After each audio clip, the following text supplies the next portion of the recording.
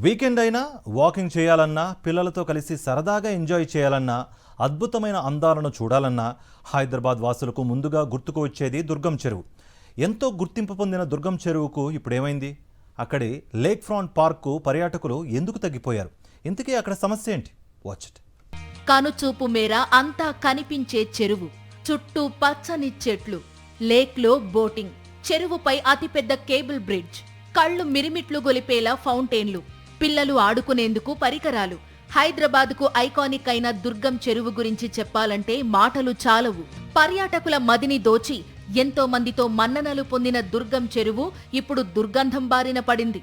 మురుగునీటి దుర్వాసనతో ప్రజలకు చిరాకు తెప్పిస్తోంది. ఇక్కడికి సేద తీరేందుకు వాకింగ్ కోసం వచ్చే వాళ్లంతా క్షణాల్లోనే వెనక్కి వెళ్లిపోతున్నారు. ఒకప్పుడు సాయంత్రం అయిందంటే ఆహ్లాదకరమైన వాతావరణంతో ఉండే దుర్గం చెరువు ప్రాంతమంతా ఇప్పుడు భరించలేని వాసనతో ప్రజల్ని తిప్పలు పెడుతోంది. చెరువుకు అద్దం వేసినట్లు కనిపించే నీళ్లు ఇప్పుడు రంగు మారిపోయాయి. చెరువు చుట్టుపక్కల ప్రాంతాల్లో చాలా డ్రైనేజీలున్నాయి. ఈ పైప్లు లీక్ అయ్యి ఆ మురుగునీరంతా చెరువులో కలుస్తోంది. చెరువులో నాచు విపరీతంగా పెరిగిపోయింది. ప్లాస్టిక్ వ్యర్థాలు కూడా తోడు కావడంతో నీరంతా కలుషితమైంది. భరించలేని దుర్గంధం కారణంగా దుర్గం చెరువు పార్కుకు వచ్చే వారి సంఖ్య క్రమంగా తగ్గిపోతోంది.